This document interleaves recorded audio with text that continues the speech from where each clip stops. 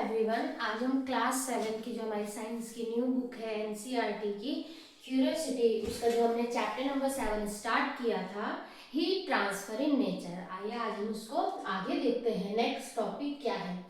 तो next topic है हमारा इसमें वाटर साइकिल। ये आपने बहुत सारी क्लासेस में, छोटी क्लासेस से पढ़ते हुए आ रहे हैं। वाटर साइकिल क्या होता है? Water cycle.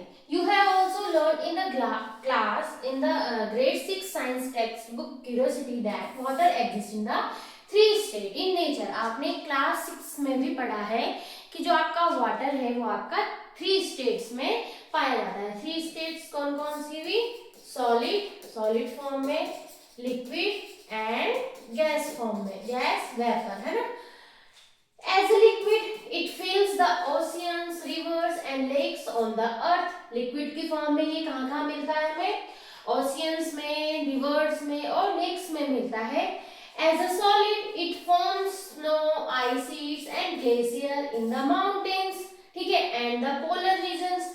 और बर्फ यानी कि सॉलिड फॉर्म में ये हमें कहाँ मिलता है? स्नो की फॉर्म में, आइस शीट्स की फॉर्म में, ग्लेशियर्स की फॉर्म में कहाँ मिलता है? माउंटेन्स में या तो पोलर रीजन्स में मिलता है। As a gas it exist in the form of water vapour in the earth atmosphere. और गैस की फॉर्म में ये कहाँ मिलता है हमें? गैस की फॉर्म में ये वाटर वेपर में हमें अर्थ की एटमॉस्फेयर में मिलता है।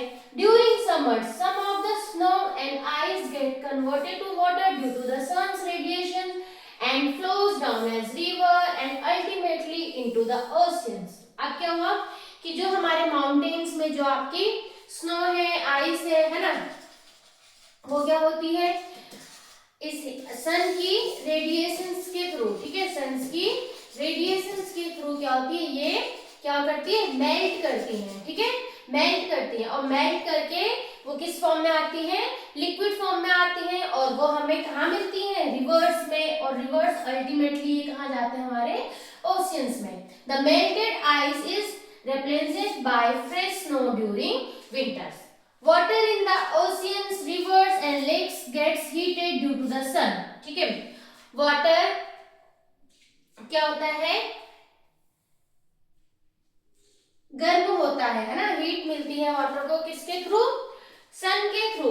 ठीक है, तो उससे क्या होता है? जो हमारे ओशियंस, रिवर्स और लेक्स का जो वाटर है वो क्या होता है? हीट होता है, हीटेड होता है due to the sun and as a result it evaporates as a water vapour.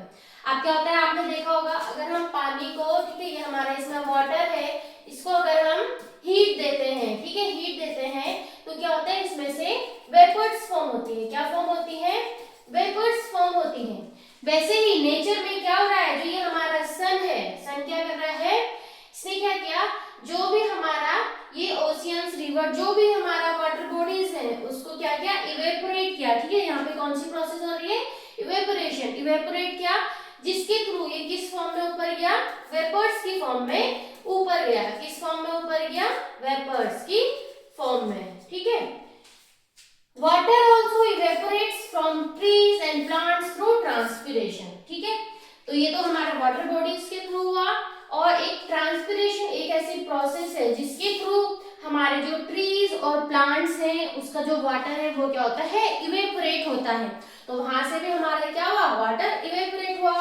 When water vapors rise up, जैसे जैसे ये वाटर वेपर्स इसने हीट दिया तो वाटर वेपर्स क्या हो रहे हैं? धीरे धीरे ऊपर की तरफ उठ रहे हैं। It cools down and condenses to form clouds. जैसे ही ऊपर गया, ऊपर जाके ये क्या हो गया? ठंडा हो गया। ठीक है, ये क्या हो गया? कूल्स डाउन यानी कि ठंडा हो गया।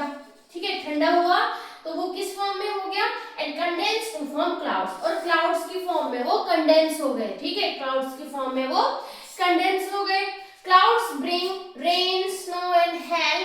This process is called precipitation. और जो clouds ही हैं वो क्या लेकर आते हैं? Rain, snow, ठीक है, और hail। तो इसी प्रोसेस को हम क्या कहते हैं? अब नीचे आने की जो ये प्रोसेस है इसको हम कह रहे हैं precipitation। ठीक है, इसको हमने क्या कहा? precipitation। ठीक है, तो सबसे पहले जो हमारे जो सन है इसने क्या किया?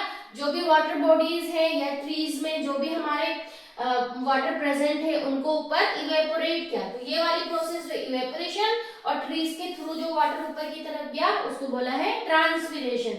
उसके बाद ऊपर जाके ये वाटर क्या हुआ, कूल्स डाउन हुआ, ठंडा हुआ इन the form of clouds, in the form of clouds की फॉर्म में। उसके बाद ये क्लाउड से हमें क्या देते हैं, रेन, ठीक है, हेल जो भी है आपका, स्नो, इसको बोलते हैं प्रेसिपिटेशन, ठीक है। तो इस फॉर्म में ये हमारी वाटर साइकिल चल रही है। पहले पानी ऊपर गया, फिर यहाँ पे ठंडा हुआ, फिर नीचे आया, फिर पानी यहाँ से ऊपर गया, यहाँ ठंडा हुआ, फिर नीचे आया।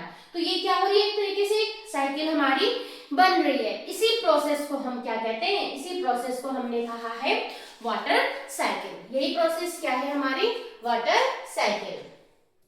तो ठीक है, the continuous movement of water, ठीक है। अब इसकी डेफिनेशन आती है, the continuous movement of water upward as water vapour, ठीक है।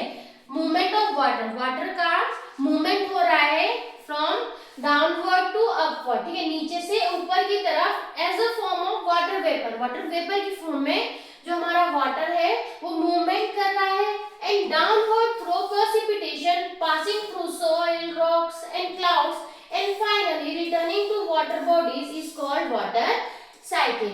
अब क्या हुआ, पानी पहले हमारा वाटर वेपर की फॉर्म में ऊपर गया, उसके बाद वो प्रेसिपिटेशन की फॉर्म में नीचे आया, जिसके थ्रू वो क्या हुआ, बहुत सारे आपके सॉइल, रॉक्स और प्लांट्स के थ्रू होते हुए फिर से जो हमारी वाटर बॉडीज है उसी में वापस आया, है ना। वो पानी हमारा नदी में गया, नदी से फिर हमारा समुद्र में गया, ठीक है, वापस से वो उसी जगह पे आ गया। इसी को हम क्या कहते हैं, वाटर साइकिल कहते हैं, ठीक है। Thus the water cycle helps in redistributing and replenishing water in rivers, lakes and oceans। तो ये वाटर साइकिल क्या करता है, जो भी हमारा पानी कम हुआ है उसको फिर से फुलफिल करता है। It also serves to conserve the total amount of water on the earth, ठीक है। और इससे क्या होता है, वाटर जो हमारे अर्थ में जो वाटर की अगर कमी हो रही है उसको कंजर्व करने में हेल्प करता है।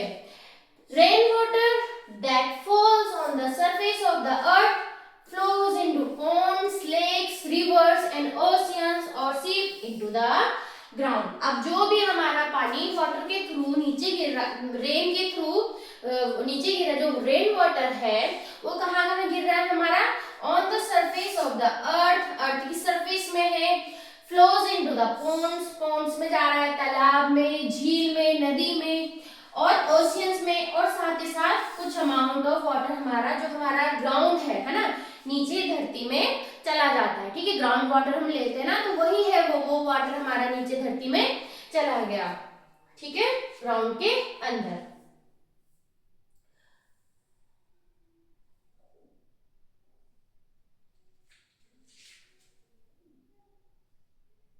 नोआ साइंटिस्ट, साइंटिस्ट के बारे में, Varahamihir was an astronomer and mathematician of the 6th century seen in Ujjaini, modern day Ujjain, Madhya Pradesh, ठीक है। एक साइंटिस्ट है, एक एस्ट्रोनॉमर है।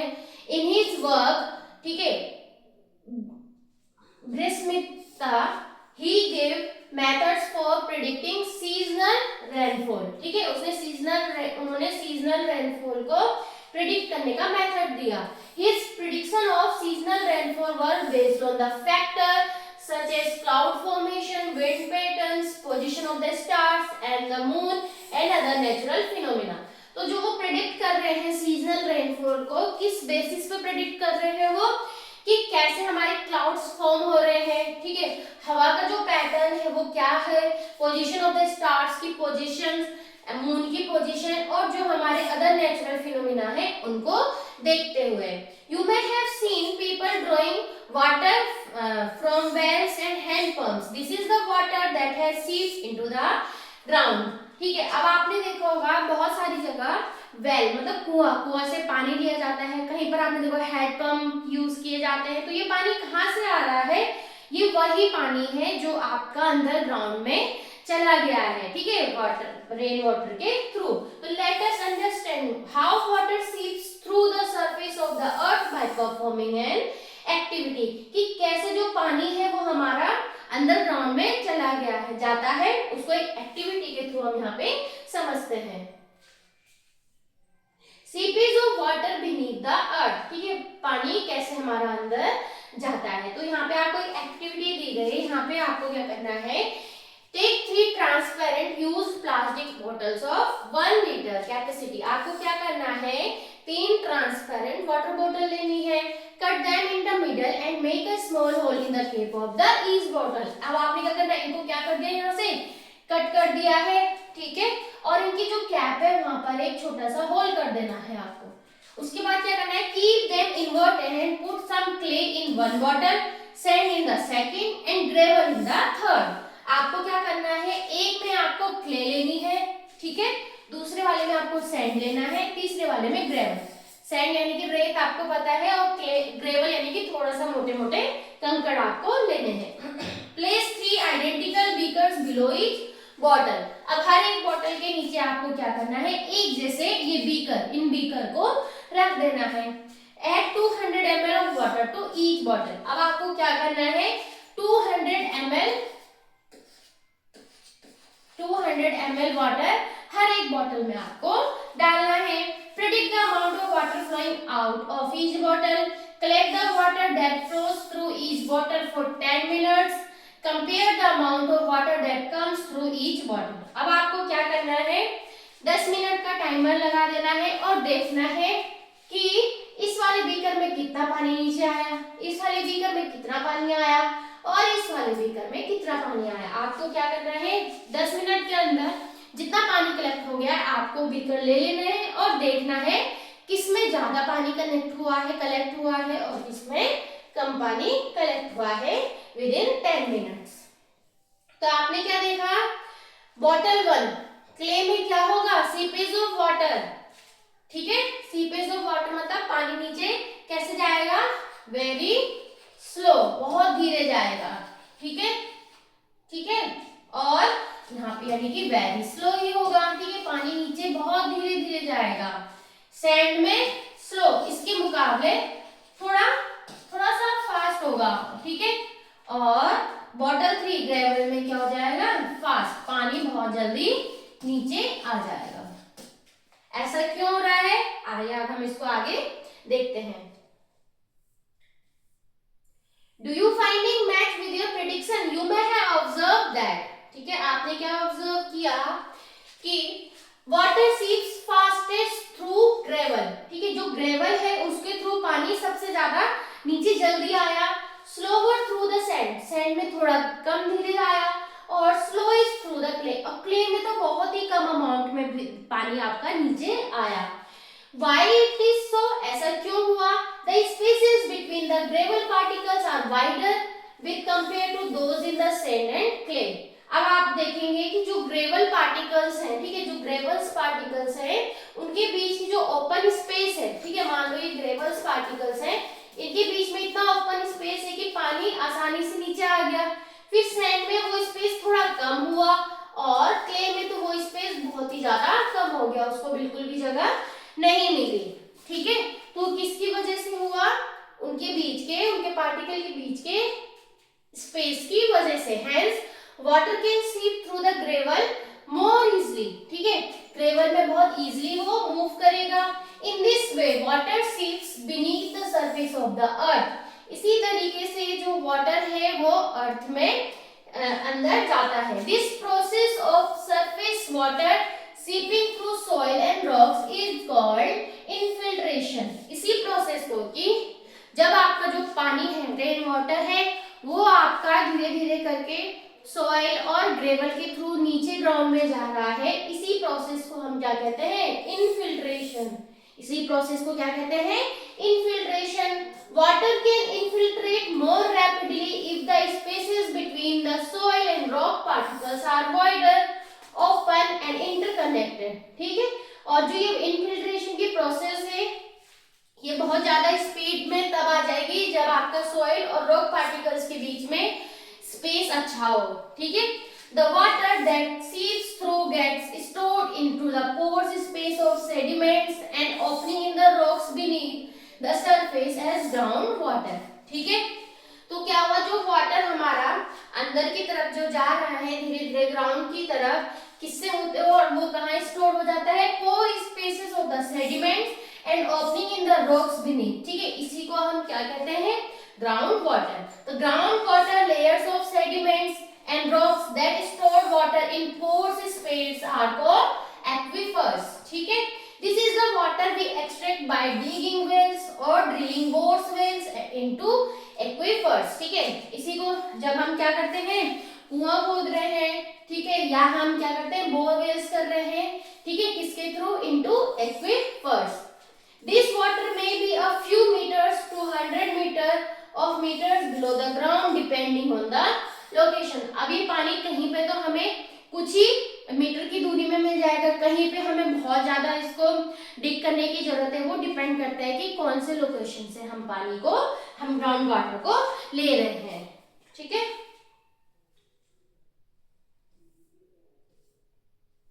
ठीक है. तो जो ये पानी आपने यहाँ पे देखा, इनके बीच में इकट्ठा हो गया, इसी को हम क्या कह रहे हैं, यहाँ पे इस स्पेस को हम कह रहे हैं एक्विफर. ठीक है. However, ground water is not unlimited. Ground water unlimited नहीं है. The growing water requirements of an increasing population had led to excessive groundwater extraction. अब जैसे जैसे इस जगह पॉपुलेशन बढ़ती जा रही है, एक्सट्रैक्शन ऑफ ग्राउंड वाटर भी बहुत ज्यादा अमाउंट में निकलता जा रहा है. Additionally, decreased vegetation cover and increased concrete surface in urban areas have limited water infiltration. अब क्या हुआ है, जब हमारी जो रोड है या हमारी जो सरफेस है वो कच्ची है, ठीक है, वहां पे हमारे प्लांट्स हैं, ठीक है, ये सब है, तो इससे क्या होता था, जो हमारा वाटर है वो अच्छे से ग्राउंड में सीप कर जाता था. लेकिन अब हमारा जो सरफेस है वो कैसा हो गया है, कंक्रीट का बन चुका है ना, कंक्रीट का बन चुका है.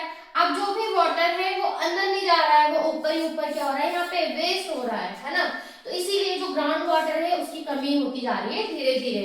To address this, rain water harvesting and recharge pits are used to replenish ground water. ठीक है, ग्राउंड वाटर की कमी ना हो इसीलिए रेन वाटर हार्वेस्टिंग और रिचार्ज पिट्स का यूज किया जा रहा है. Hence the water cycle ensure that ground water sources are recharge, thereby helping to ensure a sustainable ground water supply. ठीक है, तो जो वाटर साइकिल है वो कहीं ना कहीं हमारी जो ग्राउंड वाटर है उसको फुलफिल करने में हेल्प कर रहा है. ठीक है, तो आजकल जो ग्राउंड वाटर है उसकी कमी होती जा रही है, पॉपुलेशन बढ़ रहा है, धीरे धीरे जो हमारा कच्चा एरिया है वो कम होता जा रहा है. ठीक है, और जो हमारा पक्का एरिया वो बढ़ता जा रहा है, जिसके थ्रू आपका वो पानी अंदर नहीं जा पा रहा है ग्राउंड में. Since water scarcity makes life difficult, people have developed different ways to conserve water.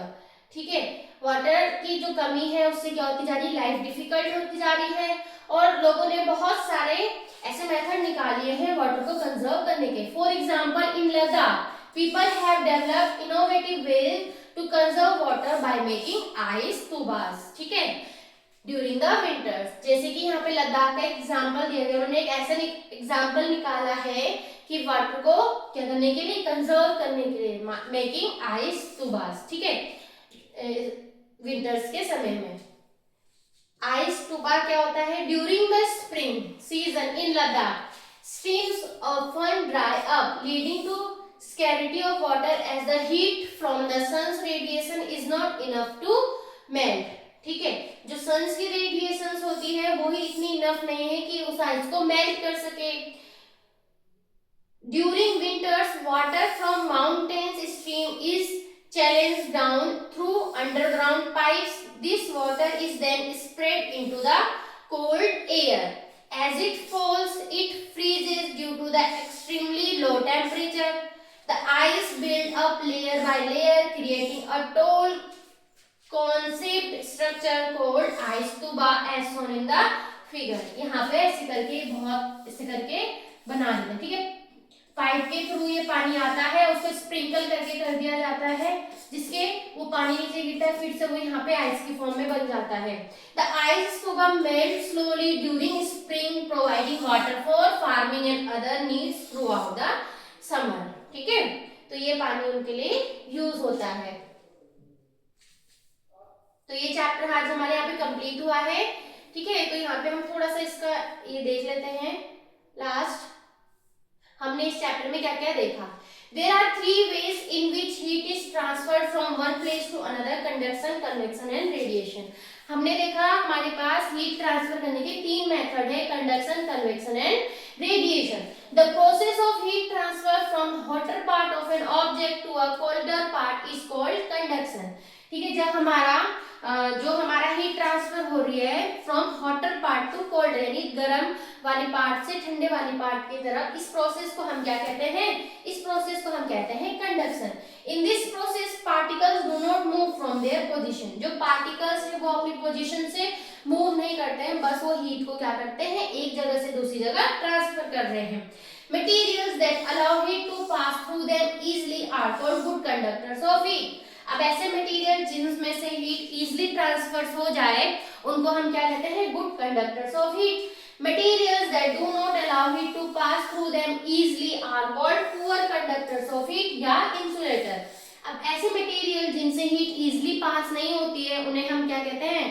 Insulators. In solid, ठीक है, solid heat is mainly transferred through the process of conduction. ठीक है, जो हमारे सॉलिड हैं उसमें हमारी जो हीट ट्रांसफर हो रही है किस प्रोसेस के through? Conduction. In liquid and gases heat is transferred by the process of convection. और जो हमारे लिक्विड और गैसेस है उसमें हमारे कन्वेक्शन के थ्रू हीट ट्रांसफर हो रही है. नेक्स्ट है, in convection heat transfer take place by actual movement of particles. हमने देखा था कि कन्वेक्शन में क्या होता है? जो पार्टिकल्स हैं वो एक्चुअली में क्या करते हैं? मूव करते हैं. Land and sea breezes are the example of the process of convection. Land breeze and sea breeze हमने देखा था, वो इसके एग्जांपल्स हैं. Heat from the sun reaches the earth through radiation. Heat हमारी सन से अर्थ में आ रही है with the help of radiation. All object exchange heat with their surrounding through the process of radiation. अब क्या कर रहे हैं? ऑब्जेक्ट क्या करते हैं? आपस में हीट ट्रांसफर हो रही है. ठीक है, ठंडा वाला गर्म हो रहा है, गर्म वाला ठंडा हो रहा है अपने ही सराउंडिंग में. कौन से प्रोसेस के थ्रू? रेडिएशंस के through. Processes of conduction and convection require a medium for heat transfer. ठीक है, कंडक्शन और कन्वेक्शन के लिए हमें एक कोई ना कोई मीडियम चाहिए होता है हीट को ट्रांसफर करने के लिए. But no medium is required for the radiation process. और जो हमारी रेडिएशन प्रोसेस होती है उसमें हमें कोई भी मीडियम की रिक्वायरमेंट नहीं होती है.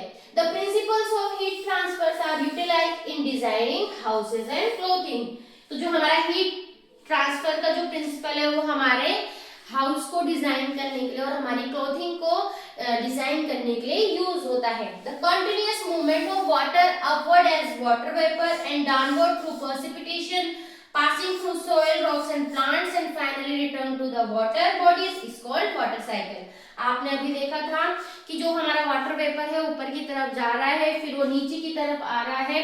ठीक है, वाटर बॉडीज में ही वापस. इस प्रोसेस को हमने क्या कहा था? Water cycle. The process of surface water seeping through soil and rocks is called infiltration. ठीक है, तो जो हमारा सरफेस वाटर है, ठीक है, वो हमारा ग्राउंड की तरफ जा रहा है. ठीक है, seeping through soil and rocks, इस प्रोसेस को हमने क्या कहा? इन्फिल्ट्रेशन.